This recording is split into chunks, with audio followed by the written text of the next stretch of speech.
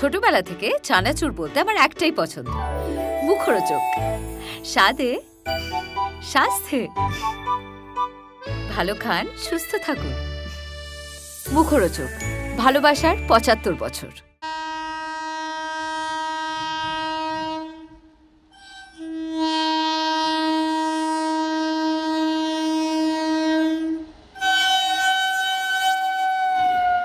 কলকাতা থেকে বেশ কিছুটা দূরে এই মুহূর্তে আমরা মদনপুরে রয়েছি। তবে মদনপুরে আসার এই মুহূর্তের একটা কারণ রয়েছে, কারণ এবছর সারেগামাপার চ্যাম্পিয়ন দিয়াশিনীর বাড়ি এই মদনপুরে, যার কণ্ঠে এতদিন সারেগামাপার মঞ্চের বিচারকরা এবং অজস্র শ্রোতারা শুনেছেন, তাকে ভালোবেসেছেন। এবং সেই সারেগামাপার উইনার দিয়াশিনীর সেই সন্ধেটা কেমন ছিল তার এই গোটা জার্নিটা জেনে নেবো তার কাছ থেকে। আমার সঙ্গে চলুন দিয়াশিনীর বাড়ি।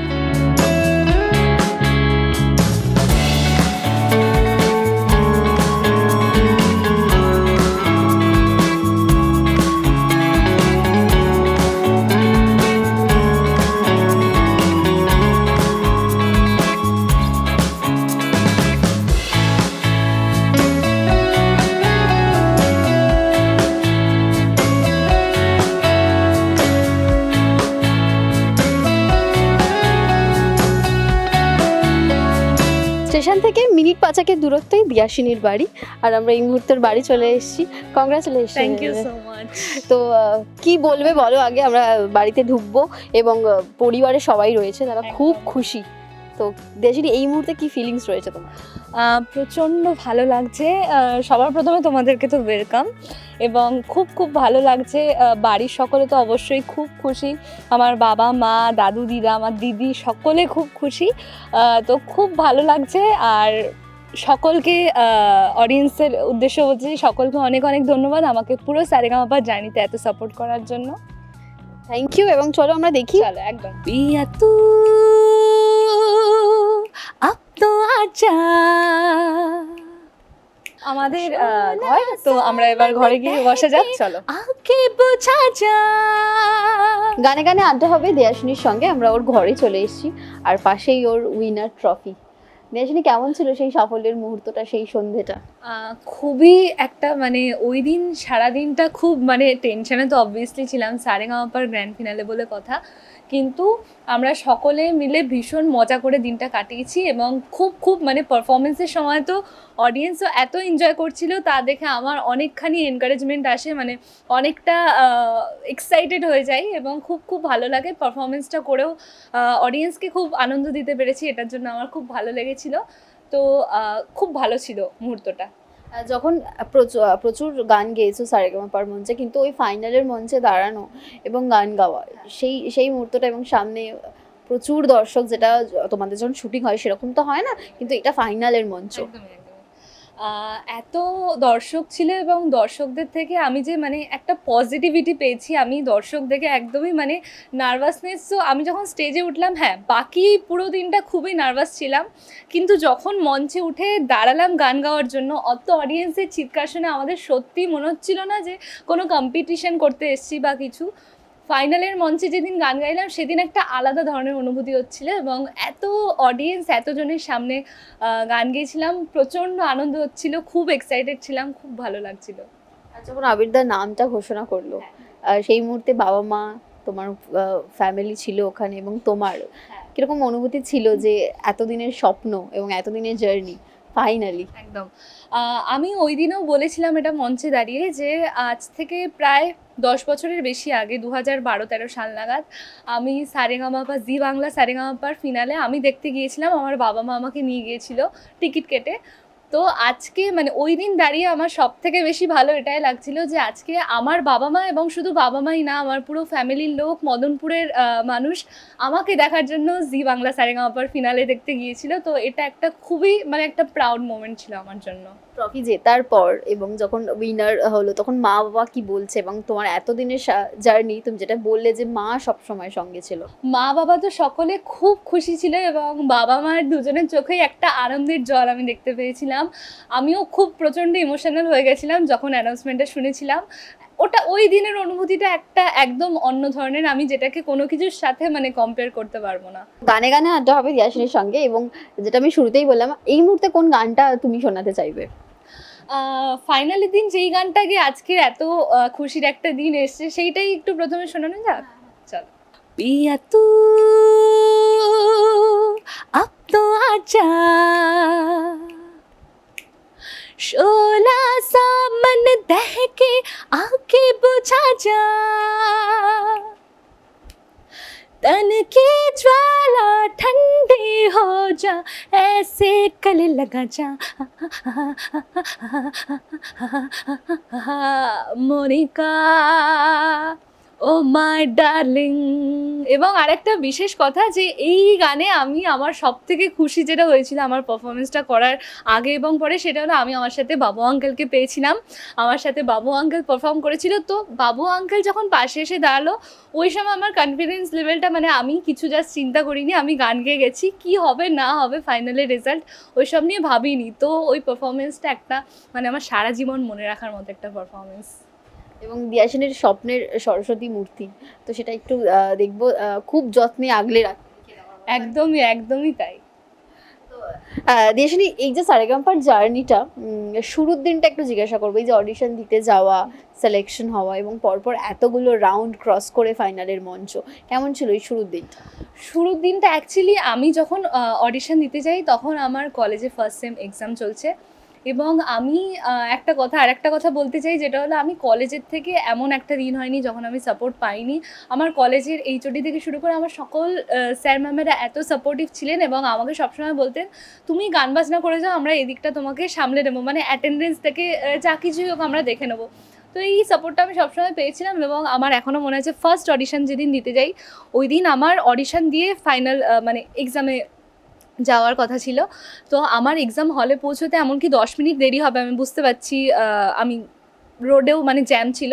তো আমি স্যারকে তখনও কল করে বলছি যে স্যার আমার এরকম মনে হচ্ছে, মানে একটু দেরিও বলো, তুই কোনো চিন্তা করিস না, তুই 10 মিনিট 15 মিনিট যাই হোক দেরি করে আয়, তুই ওই দিকটা ভাবতে হবে না, তুই যেটা করতে গেছিস গান বাজনা করতে গেছিস ওটা মন দিয়ে কর, বাকি তোকে কিছু চিন্তাই করতে হবে না। বলে আমার 15 মিনিট লেট হয়েছিল পরীক্ষা এক্সাম হলে ঢুকতে। এবং শুধু তাই না, সেখান থেকে এক্সাম দিয়ে, এবং হ্যাঁ আমার ছোটোবেলা থেকে একটা রয়েছে যে আমি গান বাজনা তো অবশ্যই করছি, পড়াশোনার প্রতি যে খুব ভালোবাসা আছে সেটা না, কিন্তু হ্যাঁ আমার পড়াশোনাটা মানে একটা লেভেল অবধি মাস্টার্স অবধি অ্যাটলিস্ট করার আমার ইচ্ছা রয়েছে।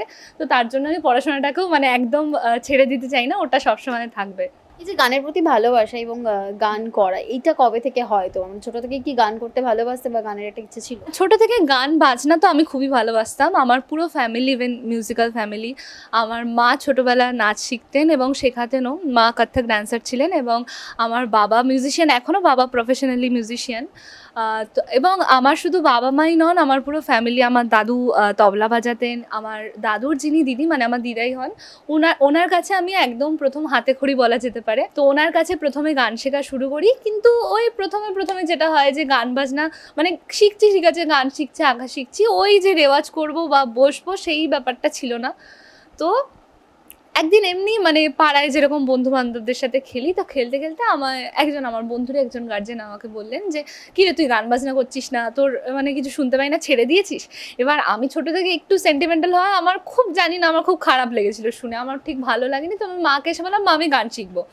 তো মা বলেছিল দেখ যদি শেখাই তাহলে একদম খুব ভালো জায়গায় শেখাবো, আমি একদম জার্নি মানে যত দূরই হোক না কেন সেটা। তো আমার মানে আমি ফার্স্ট সারেগামাপার অডিশন দিতে যাই 2013 সালে। তো সেখানে গিয়ে আমি তখন গান শেখা সেভাবে শুরুও করিনি, কিন্তু ওখানে গিয়ে আমি ললিত কলা নাম্বার পাই, মানে যেখানে আমি এখনও শিখছি।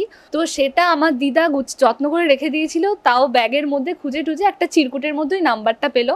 তো সেখানে মা কল করলো, তার কিছুদিনের মধ্যে অডিশন ছিল। এই করে আমার গান শেখা শুরু হওয়া। এবং মা আমার গানের প্রতি ছোটো থেকে ভীষণ স্ট্রিক্ট ছিলেন। তো প্রথমেই বলে দিয়েছিলেন দেখো তোমাকে এত দূরে নিয়ে যাচ্ছি গান শেখানোর জন্য, প্রায় 3 ঘন্টার রাস্তা আমাদের এখান থেকে। তো প্রতি সপ্তাহে যেতাম।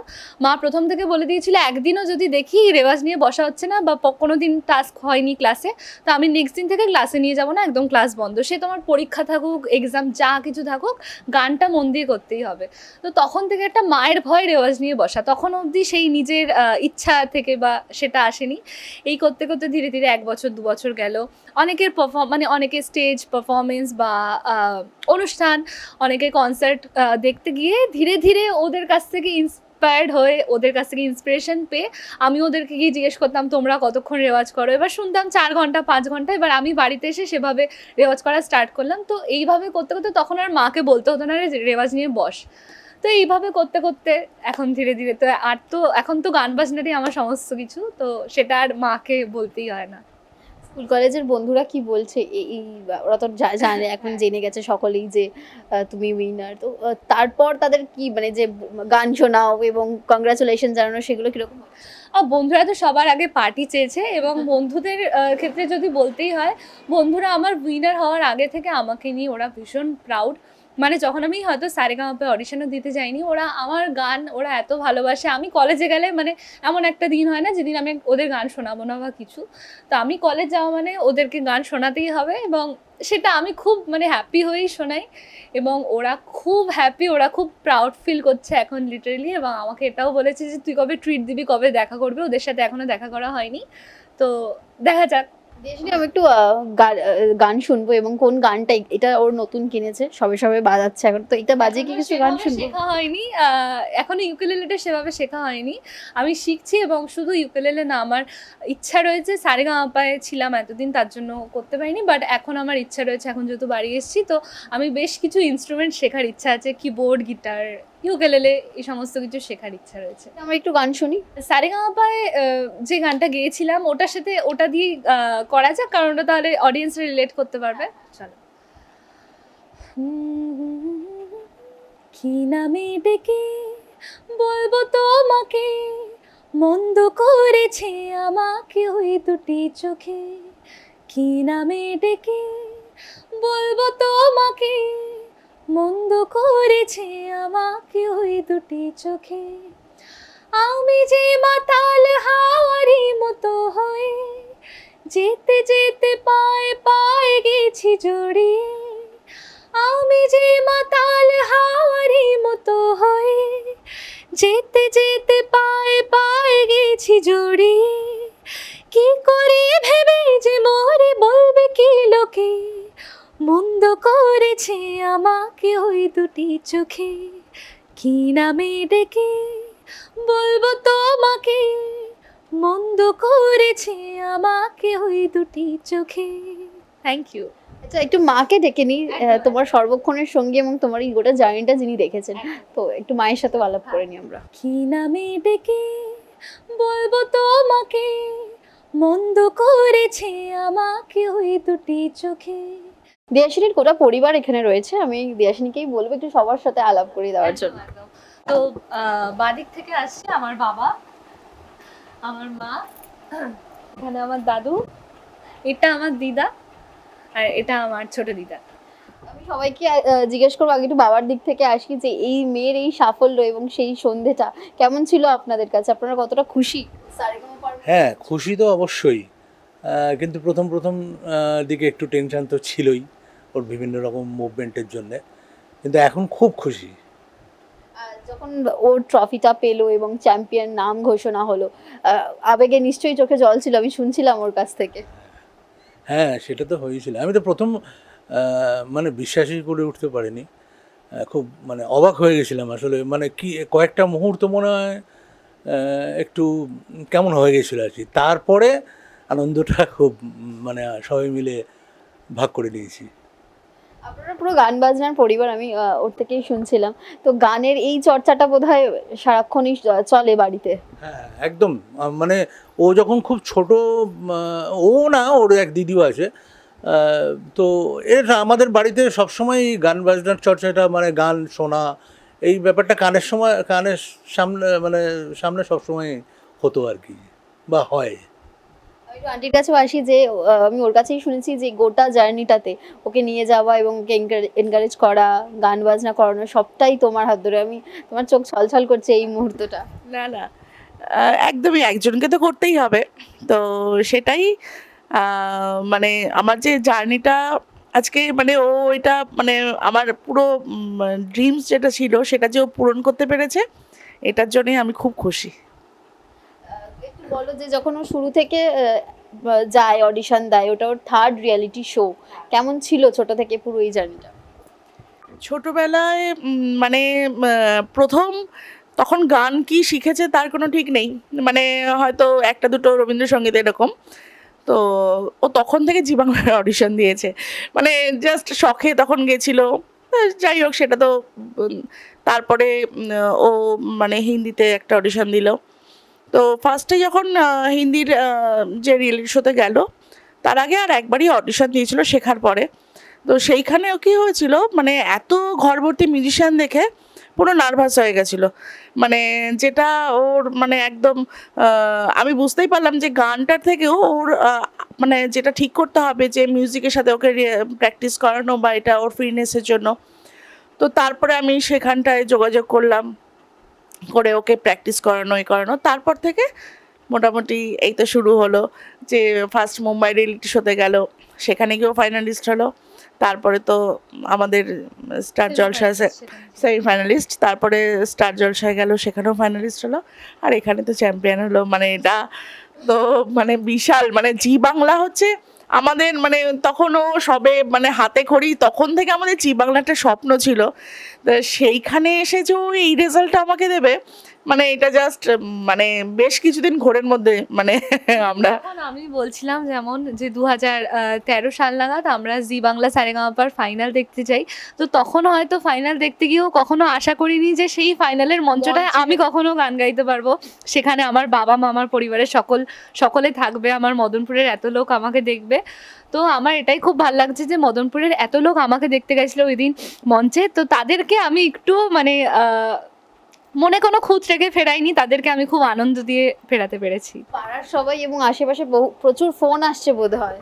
একদম মানে এত ফোন আসছে, এক এক সময় ভাবছি কি যে ফোনটাকে এবার একটু সাইলেন্টে রাখবো না। আর শুধু ফোনই না, মানে পাড়ার সকলে এসে আমাকে প্রচুর গিফটস, চকলেটস থেকে শুরু করে পারফিউম, প্রচুর গিফটস পেয়েছি। এই সারেগামাপার গোটা জার্নি এবং ওর গান আমি যেটা শুনছিলাম, ওর দিদা প্রথম নিয়ে যাবে, আমি একটু পরিচয় করে দাও তুমি। আমার দিদা, এবং আমার দিদা আমি যখন মানে গান শেখা হয়তো সেভাবে শুরু করিনি, সবে শিখছি, মানে তখনও ওই মা যেমন বললো হয়তো কিছু দু একটা রবীন্দ্রসঙ্গীত বা একটু, তখন সেভাবে সিরিয়াসলি মানে রেওয়াজপত্র কিচ্ছু ছিল না। তো তখন আমি ফার্স্ট সারেগামাপার অডিশন দিতে যাই এবং সেখানে ব্যারাকপুরে হয় তো, এবং সেখানে আমার দিদা আমাকে ফার্স্ট নিয়ে যায়। সেখান থেকে দিদা আমার গানের ক্লাসের নাম্বার সমস্ত কিছু জোগাড় করে, তো তারপরে তো মাকে এসে সেই নাম্বার দেয় সেখান থেকে। হ্যাঁ, আমি কিছুই বলবো না, আমি খুব খুশি, মানে আমার বলার কোনো ভাষা নেই, আমি বলতেই পারবো না। হ্যাঁ বলো, আর কি বলবো, খুব ভালো লাগছে এবং খুব খুশি আমরা। আরো আর কি বলবো, গত রাত্রে শুনে আমি অবাক হয়ে গেছি। আমরা বলি কি আমার দিদা যেতে পারেনি, আমার দিদা ফাইনালের দিন যেতে পারেনি, আমার দাদুর শরীরটা একটু খারাপ বলে, তো তার জন্য বাড়িতে মানে খবর দেওয়া হয়েছিল। তো তখন আমি তো এখন বাজারে টাজারের দিকে গেলে মানে লোকে আমাকে বলে যে আপনার বাড়ির লোকজন ফার্স্ট হয়েছে। আমি শুনি তো অবাক হয়ে যাই যে পাড়ার লোক বাইরের লোক জেনে গেল, অথচ এটা হওয়ার পরে মানে জেনে গেছে সেইভাবে বলতে হবে। আচ্ছা, এরা জেনে গেছে আর কি। হ্যাঁ, তো এখন তো আমার খুবই ভালো লাগছে, আমি আপ্লুত, আমি যেটা চেয়েছিলাম ও সেটা পেয়েছি। আমি একটু দিদার কাছেই আসবো, যদিও উনি কথা বলতে পারছেন না, খুবই ইমোশনাল মুহূর্ত, তাই তো? বলো যেটুকু যা ভালো লাগছে। হ্যাঁ ছিলাম। সারেগামাপা তোমার নিয়ে যাওয়া, তো একটু বলো যখন পুরস্কারটা পেলো চ্যাম্পিয়ন, তোমার সেই মুহূর্তটা। আমি বলে বোঝাতে পারবো না, এবার যে স্বপ্ন দেখছি, আমি কে দেই ভাষা, আমি স্বপ্ন দেখছি না কি দেখছি বুঝতে পারছি না। আমার সাথে আমার এক বোন ছিল, ও বলে বৌদি তুমি ওঠো, প্রাইজ পেয়েছে, ও ফার্স্ট হয়েছে। মানে সেই মুহূর্তটা না আমি ভুলতে পারছি না, মানে এখনো মনে হয় কি ঘোরের মধ্যে একটা আছি জানো, আমি বলে বোঝাতে পারবো না। কতটা গর্ব হচ্ছে। গর্ব মানে আমার মানে কত জন্মের সাধনার ফল জানো, আমি অনেক জন্ম মানে মা সরস্বতীকে সবসময় বলি যে মা তুমি ওর মানে কণ্ঠ, মা সরস্বতী সবারই জীবে জীবে অবস্থান করে মা সরস্বতী, মানে মানে ও যেদিনকে ওর গান থাকে সেদিনকে মা সরস্বতীকে যে আমি কীভাবে বিশ্বাস করবে না, মানে জড়িয়ে ধরে মানে মাকে যেমন করে আমি না সেই রকমই করি জানো। আমি মা সরস্বতী ছাড়া আর কেউ নেই, আমি আর বলতে পারবো না গো। খুবই আবেগপ্রবণ একটা মুহূর্ত, তবে মন ভালো হয়ে যাবে দিয়াশিনীর গানে। তো কোন গানটা শুনতে চাও এই মুহূর্তে মেট থেকে? আমার গান আসলে যে কোনো গানই আমার খুবই, গান জিনিসটাই আমার খুব ভালো লাগার একটা ব্যাপার, তো ও যেটা করতে চায় সেটাই আমরা শুনবো। আরতি মুখোপাধ্যায়জির গাওয়া একটি বাংলা গান শোনাই। আমাদের পরিবারের সকলেও বাংলা গান খুব ভালোবাসে। তো জলে নেব না আর থই পাবে না, জলে নেব না আর থই পাবে না, থই থই করে নদী এখন যে বরষায়, সবাই নদীর নেই কোনো ভরসা, খুব জল ডুব জল নেই কুল নেই তল, জল খেলা খেলো না আর তুমি শোষা, জলে নেব না আর থই পাবে না, পাবে না পাবে না পাবে না পাবে না। আশা ভোসলেজির গাওয়া একটি ভীষণ, আর.ডি. বর্মনজির সুরে একটি ভীষণ জনপ্রিয় গান সারেগামাপার মঞ্চেও শুনিয়েছিলাম এবং গানটি শুনে জাজেসদেরও খুব ভালো লেগেছিল। তো এখন আরেকবার গানটি শোনাচ্ছি। সন্ধ্যাবেলা তুমি আমি বসে আছি দুজনে, তুমি বলবে আমি শুনবো, তুমি বলবে আমি শুনবো, শুনবো তুমি বলবে। সন্ধ্যাবেলা তুমি আমি বসে আছি দুজনে, তুমি বলবে আমি শুনবো, তুমি বলবে আমি শুনবো, শুনবো তুমি বলবে। Thank you. আগামী দিনে ওর এই গান বাজনা সেটাকে তো অনেক দূর এগিয়ে নিয়ে যেতে হবে, এবং আপনাদের কি পরিকল্পনা রয়েছে? আমার ও মানে স্টুডেন্ট হিসেবে খুব ভালো, পড়াশোনাতেও খুব ভালো, মানে মাধ্যমিক উচ্চ মাধ্যমিকের রেজাল্ট করেছে, কিন্তু মানে ও যে পড়ার পিছনে যে সময়টুকু দেয় আমার মনে হয় সেটাও যদি গানে দিতে পারে আমার সেটাই সবসময়। আমার মানে ও পড়তে বসলে না আমার তখন কেমন গা ইসপিস করে, যে মনে হয় যেন এইটুকু সময় যেন গানটা করলে ভালো। তো এরকম ব্যাপার, যার জন্য ওর তো চাকরি বাকরি নিয়ে আমাদের কোনো চিন্তা ভাবনাই নেই, গানটা নিয়ে এগোনোর স্বপ্ন। এবং স্বপ্ন তো অনেক রকমেরই থাকে আমাদের, ছোট থেকে ওরও ইচ্ছে আমারও ইচ্ছে যে যদি প্লেব্যাকের সুযোগ আসে বা এটা যদি করতে পারে, এবার দেখা যাক আস্তে আস্তে এগোক, তারপরে কতদূর কি কতটা সাকসেস হতে পারে সেটা দেখবো। আপনারা যেহেতু গান বাজনা নিয়েই পুরো জার্নিটা, তো কাছের মানুষেরা কি বলছে? হ্যাঁ, বন্ধু বান্ধব সবাই খুব খুশি, আমার যারা কলিগ আছে তারাও খুব খুশি, এবং অনেকে এরকম আছে যারা মানে শুধু খুশি না, মানে ওরাও বলছে যে আমরা খুব গর্ব অনুভব করছি যে মদনপুরের যারা বা এরকম আর কি আমাদের লোকালের এরকম একজন মেয়ে জি বাংলায় চ্যাম্পিয়ন হয়েছে, এটা শুনে সত্যি আমারও খুব ভালো লাগছে। দিয়াশিনী, গোটা জার্নিটা সবচেয়ে সেরা মুহূর্ত কি ছিল তোমার কাছে? সেরা মুহূর্ত তো আমার অবভিয়াসলি মনে হয় ফাইনালের দিনের মুহূর্তটা, কারণ মানে আমি সত্যি কথা বলতে আমার কোনো এক্সপেকটেশন আমি কিচ্ছু রাখিনি, কারণ ফাইনালের দিন সকলে খুব, আমার যারা কো কন্টেস্টেন্টসরা ছিলেন সকলে খুব খুব ভালো গায়, ইভেন সকলে ফাইনালের দিন ফাটিয়ে পারফর্ম করেছিল। তো আমরা ওই দিন অ্যাকচুয়ালি আমাদের কারোর মনেই জেতার নিয়ে কোনো ছিল না, আমরা সকলেই ভাবছিলাম আজকের দিনটা আমাদের বেস্ট দিতে হবে, তারপর যা হবে ভগবানের হাতে, যা হবে দেখা যাবে। তো সেই দিনের যে মুহূর্তটা যখন স্টেজে মঞ্চে দাঁড়িয়ে আছি আমরা সকলে, তো প্রথমে তো সেকেন্ড থার্ড অ্যানাউন্স হয়েছে, উইনার সবার লাস্টে ঘোষিত হয়েছে, তো যখন সেকেন্ড থার্ড অ্যানাউন্স হয়েও গেল তখন তো একদম ঠাকুরের ওপর ছেড়ে দিয়েছি, তুমি যা করবে করবে। কিন্তু ভেতরে একটা প্রচণ্ড মানে ওই হয় না নার্ভাসনেস, একটা হাত পা কাঁপা, সে ব্যাপারটা হচ্ছে। যখন অ্যানাউন্সমেন্টের পরে শুনলাম উইনারে আমার নামটা ঘোষণা করা হয়েছে, তখন মনে হচ্ছে যেন স্বপ্ন দেখছি। আমি পুরো ব্ল্যাঙ্ক হয়ে গেছিলাম, কি করব, হাসবো না কি করব কিচ্ছু বুঝতে পারছিলাম না। ওই মুহূর্তটা একটা স্বপ্নের মতো মুহূর্ত ছিল। ইভেন এখনও আমার ওই সময়টা মনে পড়লে স্বপ্নই মনে হয়, এখনও মনে হয় না যেন ওটা বাস্তব। তো ওটা একটা আলাদা মুহূর্ত এবং বেস্ট মুহূর্ত ছিল। তখন কি ভেতরে একটা চাপা টেনশন চলছিল? মানে আমি যেটা ভেবেছিলাম যে হয়তো সেকেন্ড পজিশনটা একটা আমার মনের মধ্যে আসছে, সেকেন্ড হয়তো মানে ফার্স্ট এই ব্যাপারটা ভাবতে চাইছিলামই না। কারণ কি মানে একদম ওরকম ভাববো তারপরে না হতে পারলে মানে আমি সেকেন্ডে আশা করছিলাম যে সেকেন্ড হতে পারে হয়তো। এবার সেকেন্ডও যখন অ্যানাউন্স হয়ে গেল তো তখন না মানে আমি আর ভাবতে পারছি না যে তিনজন দাঁড়িয়ে আছে এখন, এবার কি হবে। তো তারপরে মানে ওর দিদি মানে আমার যে বড় মেয়ে ও বলছে মা এবার বোনের নামই অ্যানাউন্স করবে, তুমি দেখো। মানে আমার ভেতরে পজিটিভই আসছে, কিন্তু তাও আমি মানে সেটা এবার যখন দেয়াসিনী বলেছে মানে ওরে বাপরে, তখন যে মানে কি সেই মুহূর্তে ওর যে কি হলো সেটুকু আর আমি তখন দেখতেই পারিনি। মানে একবার ঠাকুরের কথা ভাবছি, একবার ওকে দেখছি, একবার চোখ বন্ধ করে আছি, মানে কি যে হয়েছে ওই সময়টা জাস্ট ভাবতে পারছিলাম না। এটাই ব্যাপার একটা। কি বলবো মানে খুব ইমোশনাল একটা জার্নি। তো হ্যাঁ অবশ্যই ওই সময় এই ব্যাপারগুলো হচ্ছিল না, কিন্তু অ্যানাউন্সটা করার পর আর নিজেকে ধরে রাখা যায়নি আর কি।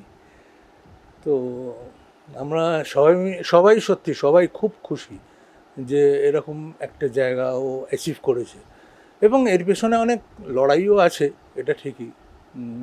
ওরই বিশেষ করে লড়াইটা, আমরা শুধু ওকে সাথ দিয়েছি এইটুকুই আর কি, বাদ বাকিটা তো সবই ওই করেছে। যেটা বলছিল যে মাকে পাশে পেয়েছিল, মানে সবসময় মা নিয়ে যাওয়া নিয়ে আসা অডিশন, তো তোমারও একটা বিশাল লড়াই এটা। একদমই মানে আমি ওই সময় না মানে এই কিছু হয়তো এক সময় একটু শরীরের প্রবলেম, মানে ওই সময়গুলো না মানে নিজের দিকে আর তাকানোর মানে সময় ভাবিও নি, কিছুই ভাবিনি।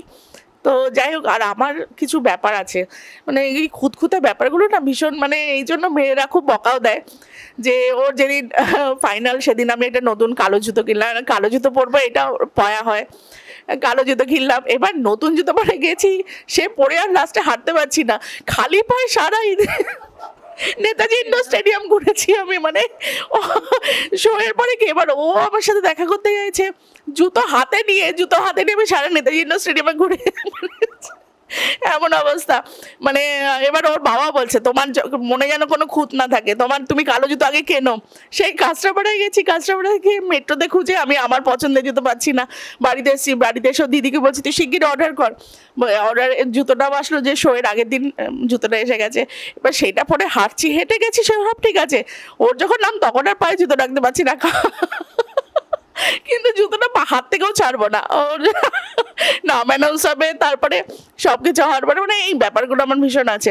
এই শাড়িটা এই কালারটা ওর জন্য ভালো, মানে এই ব্যাপারগুলো আমি খুব মেনটেন করি। এই কালারের লিপস্টিকটা দেবো, এই ব্যাগটাই সঙ্গে রাখবো। মানে এমনও হয়েছে ভালো ড্রেস পরে গেছি কিন্তু ব্যাগের হ্যান্ডেলটা অনেক সময় মানে একটু হয় না যে একটু ফেটে গেছে, কিন্তু তাও ব্যাগটা ছাড়বো না, এরকম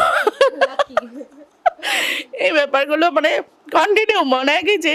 আর শুধু তাই না, আরেকটা ব্যাপার আছে, ওর যতদিন শুটিংগুলো হতো মানে আমি জগন্নাথ দেবকে ভীষণ মানে ওর ছোটোর থেকে, ও যখন 1.5 বছর বয়স ওকে নিয়ে গেছিলাম, তা পুরীতে যাওয়ার পরে ওর খুব কানে যন্ত্রণা হয়েছিল।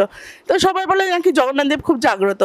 তা আমি ভাবলাম দেখি কীরকম জাগ্রত এলাম, যদি ওর কানে ব্যথা সেরে যায় তাহলে সারা মানে তখন রাত 1টা বাজে। তা আমি প্রত্যেক বছর ওই জন্য জগন্নাথদেবকে পুজো দিই। তো এবারও আমাদের গত এপ্রিল মাসে মানে যাওয়ার কথা ছিল, তো ও যেতে পারলো না, টিকিট সব কাটা হয়ে গেছিলো, সারেগামার শুরু হলো বলে ওকে রেখেই গেছিলাম। তা আমি আবার বড় জগন্নাথ দেব নিয়ে আসলাম, ঘরে প্রতিষ্ঠা করেছি। তো যাই হোক, এবার প্রত্যেকটা শুটিংয়ের আগে আমি মানে জগন্নাথ ঠাকুরকে ওর গানগুলো সব শুনিয়ে যেতাম। তারপরে মানে এইরকম আমি না মানে জগন্নাথ দেবকে কখনো ঠাকুর হিসাবে ওইভাবে ভাবি না, মানে নিজের একদম নিজের মানে কি, ও গান পাঠালে মা এই গানটা আমাকে দিয়েছে, এটা করেছি দেখো তো রেকর্ডিংটা, তো আমরা যেরকম শুনি, আমি ওর বাবা বা ওর দিদি সবাইকে যখন শোনাই সেরকম আমি ঠাকুরকেও শুনিয়ে নিতাম রায়নাম যে, আর আমি না দেখতাম যে ঠাকুরের মুখটা কিরম লাগে, মানে যদি দেখে এই ব্যাপারগুলো মানে খুব ইয়ে করতাম। তো যাই হোক, তারপরে তো সবই ঠাকুর পাইয়ে দিয়েছে। ওকে ওর অডিশনে নিয়ে যেতে, হ্যাঁ। এই মদনপুর থেকে ও জার্নি করতে, সেই সময়টা একটু বলো যে অনেকটা তো জার্নি হতো। মানে হ্যাঁ, বিশেষ করে আমি লাস্টেরটাই বলছি। তো লাস্টেরটা তো মানে সেই ডিআরআর স্টুডিও তো আর এখানে না, রাজারহাট, আর ওই গরমের মধ্যে। আর আমার ভাই আছে, ও ভীষণ মানে আমাকে সাপোর্ট করে সব সময়, মানে ওর বাবা তো সব সময় পারে না, মানে ও কখনোই মানে আমাদের হাতটা ছাড়ে না, এরকম একটা ব্যাপার। তো যাই হোক, আমরা সবাই মিলে ওকে নিয়ে গেলাম, ওই তো ভিড় লাইন, তারপরে অডিশন দিল, অডিশন দেওয়ার পরে ওর সেদিন আবার এক্সামও ছিল, তো এক্সাম দিতে সঙ্গে সঙ্গে নিয়ে গেলাম। আবার এক্সাম পরে এবার সেটাও একটা ব্যাপার, আরেকটা গল্প। এক্সাম দিয়ে যাচ্ছে, বলছে মা আমি তো এখন কী দেবো, আমি তো কিচ্ছু পড়াশোনা করি না, তোর পরীক্ষা খুব ভালো হবে। বলে হ্যাঁ তুমি কি কথা বলো গো, আমি পড়াশোনাই করিনি, আমার পরীক্ষা ভালো হবে না, তুই তো গানটা মন দিয়ে করেছিস, তো সরস্বতী ঠাকুরের আর সরস্বতী ঠাকুরের তো জিনিস একই ব্যাপার, তো ঠাকুর তো দেখেছে তুই গানটা করেছিস, পরীক্ষাটাও ভালো। এমন কপাল, পরীক্ষাও যখন লিখতে পারছে না, ও মানে অন্য কলেজে ওর সিট পড়েছে, তো স্যার বলছেন তুমি এগুলো লেখনি কেন, বলে পারছি না, বলে লেখো আমি সব বলে দিচ্ছি। মানে এটা ভাবা যায়, মানে লেখার না, ওটা প্র্যাকটিক্যাল ছিল, তো তখন স্যারও মানে হেল্প কিছুটা করেছিলেন। তো এইটাই ব্যাপার, মানে আমি না, ও বলছে মা জানো তো আমি না এগুলো সব পেরেছি, বললাম না তো পরীক্ষা ভালো হবে। তো এইরকম ব্যাপার। এবার জার্নিটা বলতে ওই যাওয়া আসা সব কিছুই মানে ওইটা পরে। আর ওকে খালি আমি একটা কথা বলতাম, দেখ যেটা হবে হবে, তুই কি হবে সেটা নিয়ে ভাববি না, তুই শুধু ভালোভাবে গেয়ে যা, তো সেইটা থাকলে মানে পরের রেজাল্টগুলো ভালোই হয়। তো যাই হোক, তারপরে তো একটার পর একটা অডিশনে হলো, হওয়ার পরে তো এই লাস্ট অফ দ্য জার্নি। মেয়ে তাহলে স্বপ্ন পূরণ করলো। এখন মানে এখন কি রেয়াজ নিয়ে মা বকাবকি করছে নাকি রেয়াজ নিয়ে? না, এখন মানে আমার যবে থেকে গানের প্রতি ভালোবাসা বা আমি যবে থেকে ইন্টারেস্ট এসেছে, তারপর থেকে মাকে সেভাবে, কিন্তু হ্যাঁ তাও মা সবসময় বাইরে বসে, যদি একটু মানে কখনো রেওয়াজ করতে করতে থেমে গেছি, তো মা বাইরে থেকে গিয়ে থেমে আছিস কেন, শুরু কর, মানে সেই ব্যাপারে রেয়াজে বসে। আর আমি এখন আর ওর পাশে বসি না, এখন এই বারান্দাটায় বসে থাকি, বারান্দাটা বসে মানে মাঝে মধ্যে একটু গলাও ইয়ে করি যে আমি আছি, মানে যেন না থামে বা কিছু, প্র্যাকটিসটা ঠিকভাবে করে যায় এরকম। তো এই আর এখন করে, এখন আর অতটা বলতে লাগে না, বা ও আগেও করতো, আগেও ওকে বলতে লাগতো না। তো যেটা হয় এক এক সময়, এখন একটু আবার ফোন টোন মাঝে মধ্যে কেউ হয়তো ফোন করে ফেললো বা ফোন আসলো, বন্ধু বান্ধব হয়েছে এখন, এই ব্যাপারগুলো সবাই একটু গ্রুপে কল করে। এবার হয়তো প্র্যাকটিস করছি, সবাই তো সেটা জানে না, হয়তো তখন একটা ইয়ে করলো, তা তখন একটু আবার বলতে লাগে যে এখন ফোনটা রাখ, পরে করিস, এরকম ব্যাপার। তো রেয়াজটাও করে, এমনি সবই ঠিক আছে, এই ব্যাপারটা নিয়ে অতটা আমার চাপ নেই। থ্যাংক ইউ দেয়াশিনী, এবং গানে গানেই আড্ডা শেষ করবো। তুমি যদি হারমোনিয়াম বাজিয়ে কিছু শোনাও তোমার পরিবার এবং তোমার দর্শকদের। রবীন্দ্রসঙ্গীত ছাড়া আড্ডা বা যে কোনো গানের যে কোনো কিছু আমার একটু অসম্পূর্ণ লাগে, তো আমরা শেষটা একটা রবীন্দ্রসঙ্গীত দিয়েই করছি।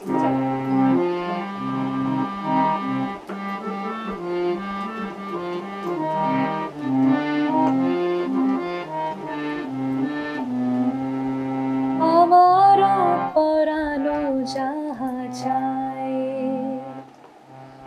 তুমি তাই, তুমি তাই গো, আমার পরানো যাহা চায়, তোমার ছাড়া রে জগতে মোর কেহ নাই, কিছু নাই।